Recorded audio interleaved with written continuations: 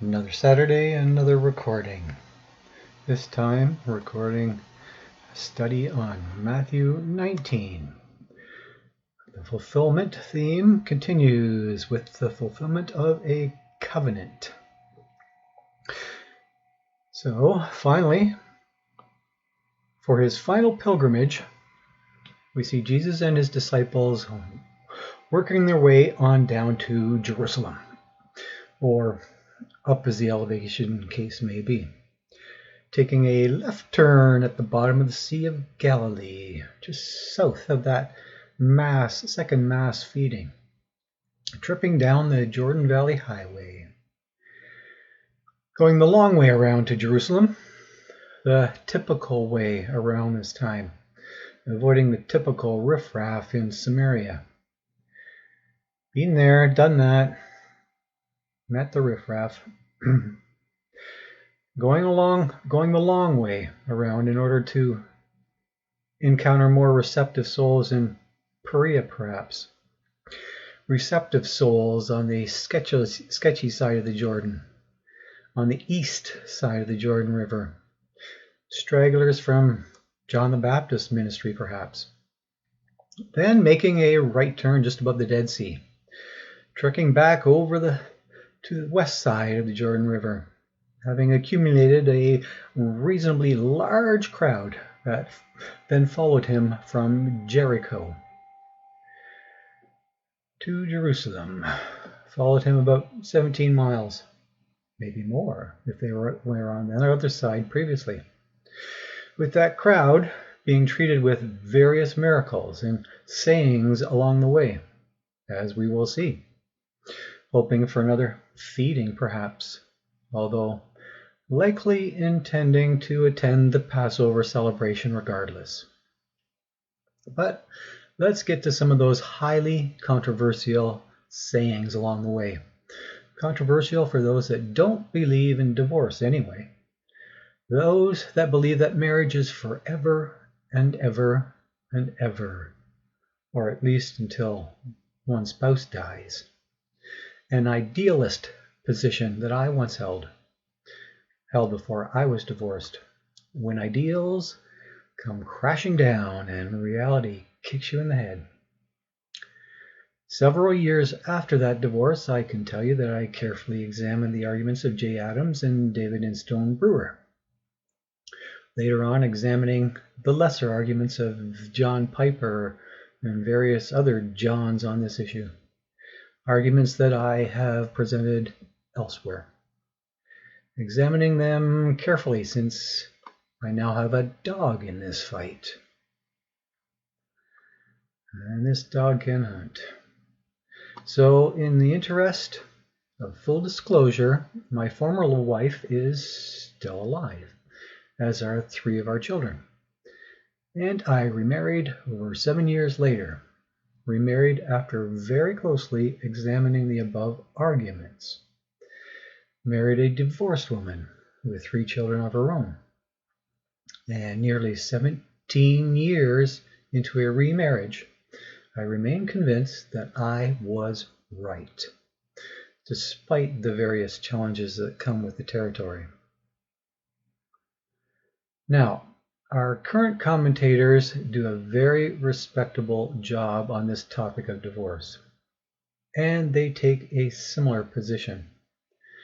But it is my hope that this presentation of mine will be a more coherent, cohesive, and consistent approach to this entire chapter, not just to this particular topic. At the very least, a more concise approach with a more transcendent paradigm. First off, it is widely agreed that the Pharisees are trying to trick Jesus with this question, trying to trip him up on this issue, most likely trip him up in Jericho. But Jesus is not being evasive this time. Not at all like the source of John's baptism discussion in Matthew chapter 21, and not at all like the flippant flipping of a coin of Matthew 22. Questions not worth answering. silly questions deserve a silly answer. But this sexy issue is not nearly so silly. Jesus addresses the issue dead on, addresses the Pharisees throughout this pericope, and he incorporates their presuppositions as well. Presuppositions that include their sexist Deuteronomy chapter 24 position, and presuppositions that include their sexist Exodus chapter 21 position, with Jesus also introducing the Genesis chapter 1 and 2 position into the argument. A novel and transcendent introduction. Yes, introducing the creation position, a position that undoubtedly precedes and undoubtedly transcends those lesser positions of Moses. A position that calls out wrath on those that cause divorce or even cause separation. Calls out wrath on the Hillel liberals that would grant divorce for any and every reason. We read that in verse 3 here. Yes, liberals like those in Canada that would grant abortion for any and every reason. Yet towards that created and procreating end, Jesus is insisting on a profound sense of unity here. Yes, unity. Insisting on a profound sense of two becoming one in a very, very physical way. And of those two actually remaining one in a very, very physical way. Yes, France likens it to a gluing or a cementing. Of physically remaining faithful to one another for life.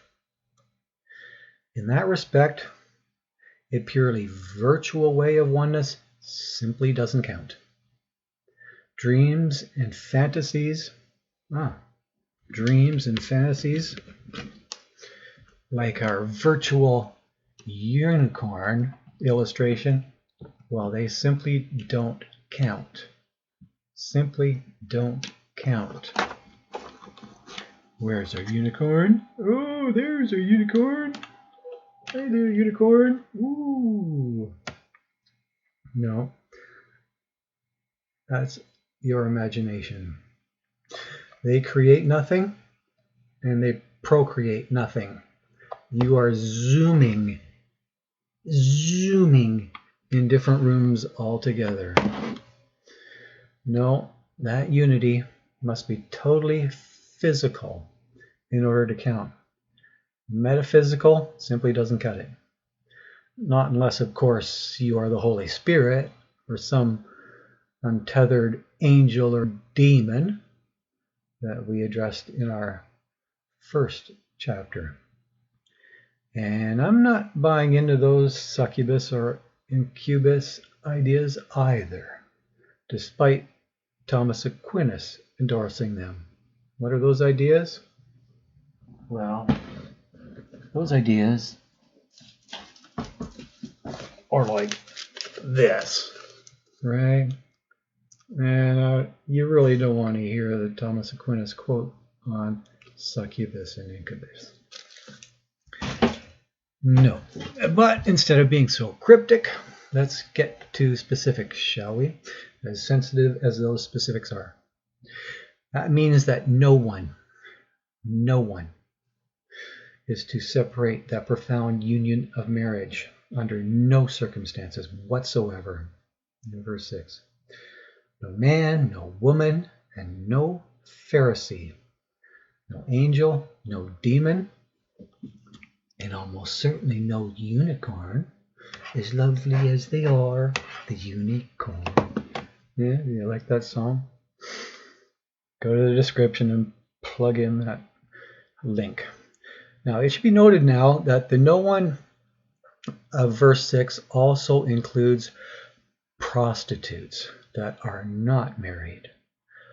prostitutes that have not made a formal commitment and hence are not being unfaithful to any particular spouse in their gaming. Yes, not being unfaithful. You see, prostitutes were considered fair game by the Jews of that time. Fair game by Judah back in his time, and considered fair game by the Pharisees at the time of Jesus. However, prostitutes are porneia, among other things. Porneia, always were and always will be.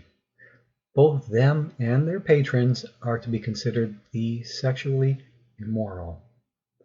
Yes, that is the term that Jesus is using here. Jesus is including prostitutes in his very definitive argument.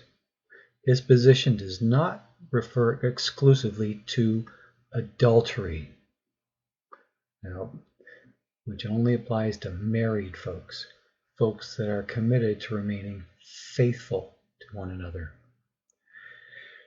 And Jesus unequivocally equates the two terms porneia and makarises. I didn't say that well. So porneia and adultery, porn and adultery, giving those Pharisees no sleazy way out anymore, no room for gaming, giving them a word that they would find difficult to accept, as we read in verse 11, giving them the Greek word porneia, highlighted here. Porneia. No, there is no Hebrew or Aramaic equivalent. Porneia. There's a wonderful transcript, excuse me, of Codex Sinaiticus, verses 9 to 11.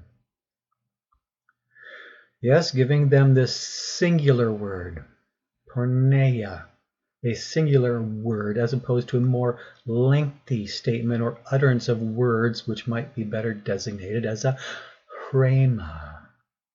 Yes. However, as you can see from the image above, the word logos, logon, is used in all of our manuscripts. Logon. Logos. Never rhema. This word, porneia, was a word that the priests and popes and their many mistresses of the past found very, very difficult to accept, since it would greatly restrict their extracurricular activities and greatly restrict their income. A not so astonishing word that those disciples would not find not nearly as hard to accept. No.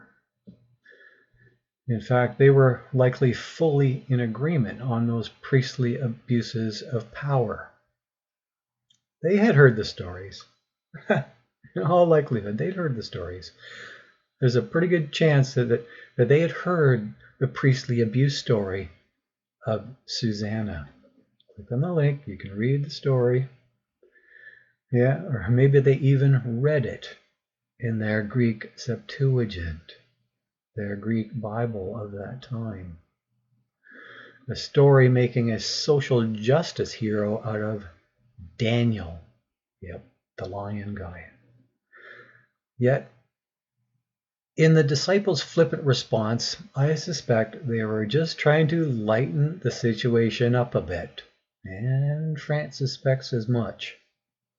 They were just trying to diffuse that incredible tension with the Pharisees with a little bit of humor, a little sexist humor in the order of Ecclesiastes, perhaps. Despite that embarrassing attempt at lightening the situation, Jesus went on to affirm his uber harsh statement and then proceeded to get even harsher on those pathetic Pharisees, essentially telling them to castrate themselves. A harsh understanding that we will get to shortly. Now, By equivocating those two words, Jesus essentially grants a legitimate divorce, if in fact that one flesh commitment, covenant, contract, whatever you want to call it, is physically broken. Whether it is a verbal or a written commitment, doesn't matter.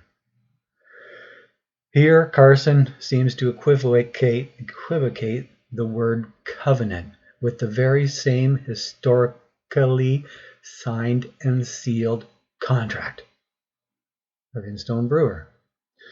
Call it what you like. It is the terms that define the condition, like calling manslaughter mercy killing. Either way, you're dead. And a tacit commitment is just as valid. An unspoken agreement is still an agreement. And it is the one flesh consummation of that agreement that makes it binding. Binding. Similar to Esau consuming his birthright stew. That made it binding. Now, whether or not that one flesh contract may in fact be broken due to leprosy, or perhaps more understandably broken due to AIDS, is a matter of some dispute.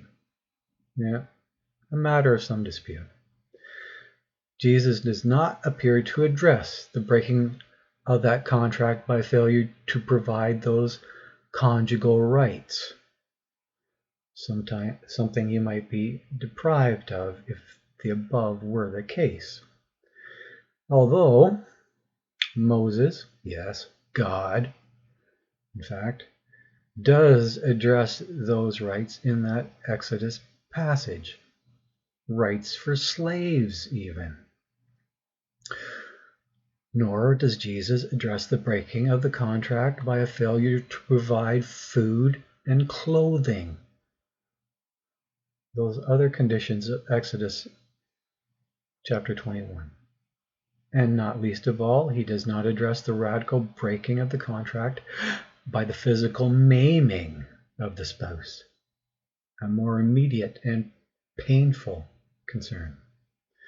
Conditions that tend to minimize that hyper-meaningful conjugation. But I expect they were all givens as well. Givens.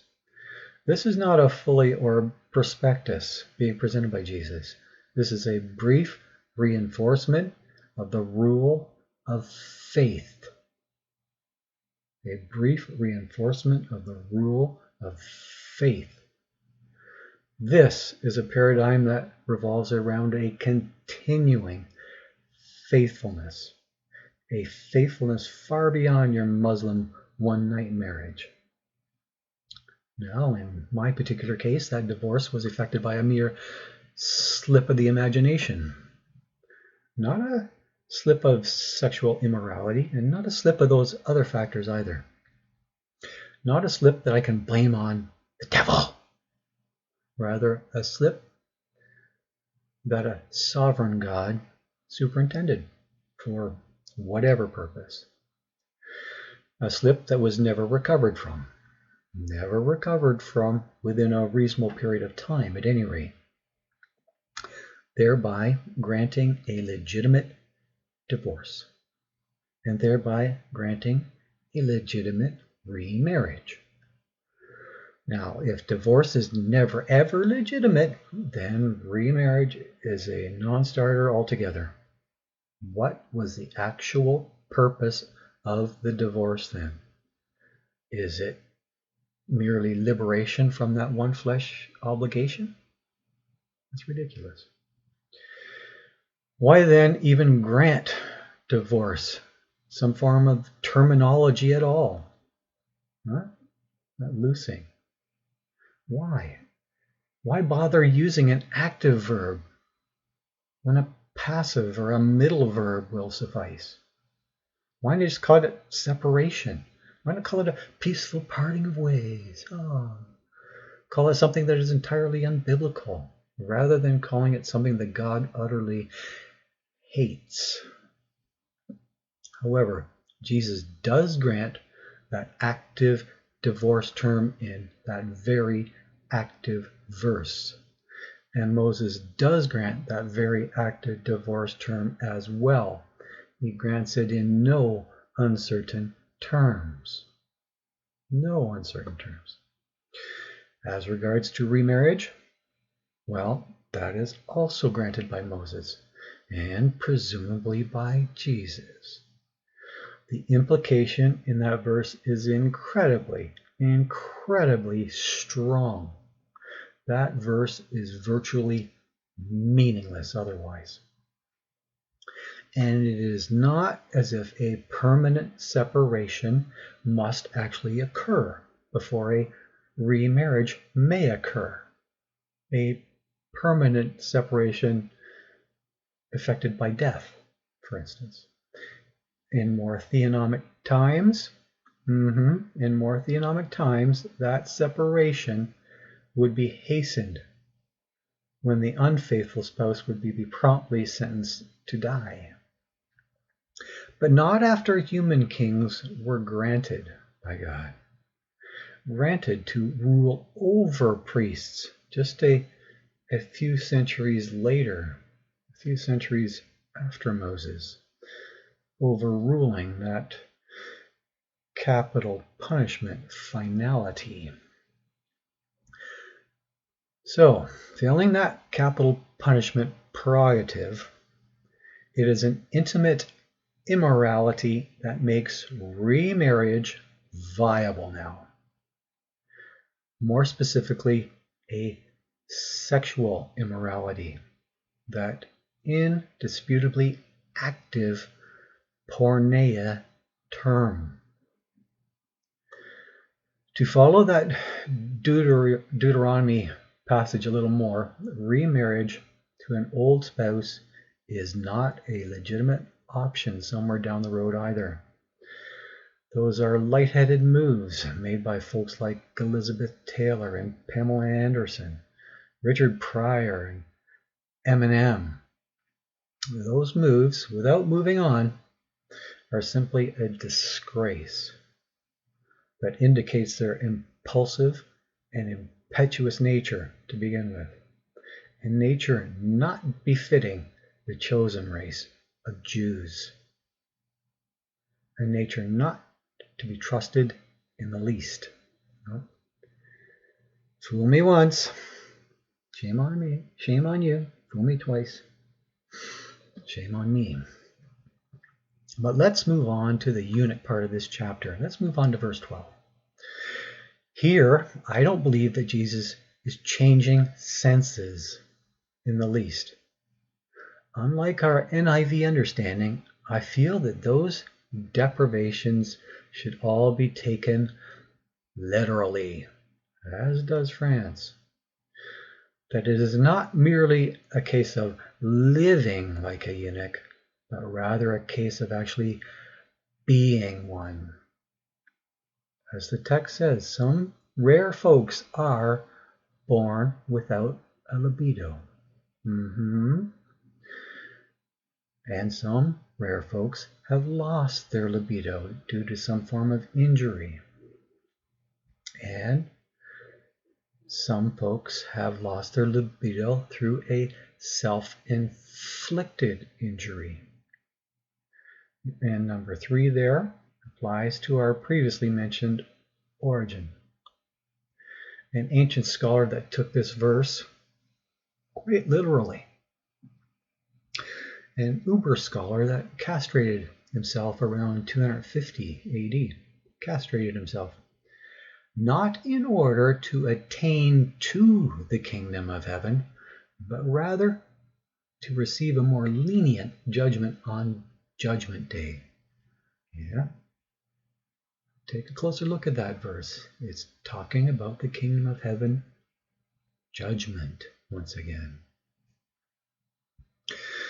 A more lenient judgment as a result of having less lust to deal with. But of course, his rewards would be lesser as well. due to his overcoming of lesser opponents. But moving on from that messy castration stuff, much of the rest of this chapter is self-explanatory. For example, we've dealt with that camel going through the eye of a needle idiom earlier. That too was mockery, of course. You see, camels are a lot like toilet paper. They like Charmin. Don't squeeze the Charmin. And they don't like getting squeezed. That can get messy too. Camels just don't like that. But perhaps our biggest difficulty of this chapter is that of leaving your wife and children for the sake of the gospel. The leaving of your wife, of the second last verse of this chapter. Yes, leaving your wife is actually in our new NIV. Not in the old NIV, ESV, or most other versions. But I suspect that it really should be there. Should be there. As per our Codex Sinaiticus, my favorite codex. Yet that is totally counterintuitive, isn't it? Totally opposed to what we were told at the outset of this chapter, not to leave your wife, not to be separated, and to provide for your children, to be faithful to them and to God. Remember that paradigm? That rule of faith rule? After all, if you can't be a good steward with your own wife and children, well, don't bother coming to see me with your supposedly responsible gospel. I don't need a homewrecker in my backyard. Nope, not in my neighborhood. As songwriter Cat Stevens once said, he can't even run his own life. I'll be darned if he'll ruin mine. A perfectly valid criticism lodged against many evangelists. Evangelists that leave their wife and children at home.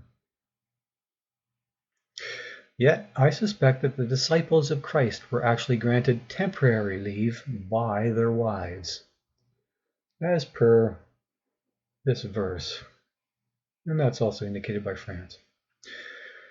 Temporary leave when their wives could not accompany them, as per this verse.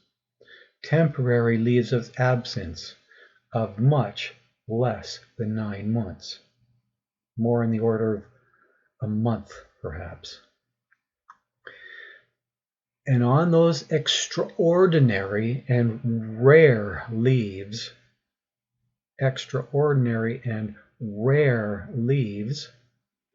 I expect they were supernaturally relieved of a certain tension as well. I suspected those disciples and their wives were equipped with a special grace by Jesus. Special grace. They were gifted, perhaps, as was Paul in 1 Corinthians 7. As Martin Luther suggests in his treatise on marriage. This is a good read too. They were equipped with a temporarily subdued libido, something I have yet to experience. And inhumanity, I really don't want to experience either. Indeed, I wouldn't want to accept that eunuch condition mentioned earlier. It is a privation and a sublimation rather than a worthy opponent. However, in all likelihood, we have those loving disciples coming home quite frequently with stories of wonder and amazement, stories that their wives wouldn't let them forget, and stories that their husbands wouldn't let them forget. To that end, there's a story told by an ancient church father that Peter's wife was actually martyred in front of him, perhaps as she accompanied him on a mission trip to Rome. An encouraging story that sounds remarkably similar to that found in 2nd Maccabees, which is also a good read. So here's the story.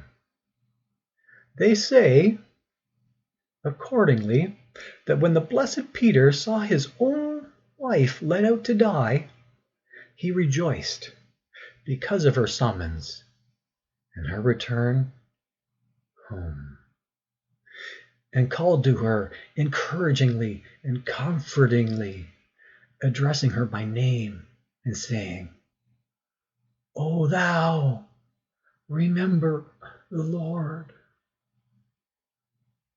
She met him. Such was the marriage of the blessed and their perfect disposition towards those dearest to them. Yeah. Written by Clement of Alexandria. And dear readers, may your disposition be as near and dear to those that are dearest to you.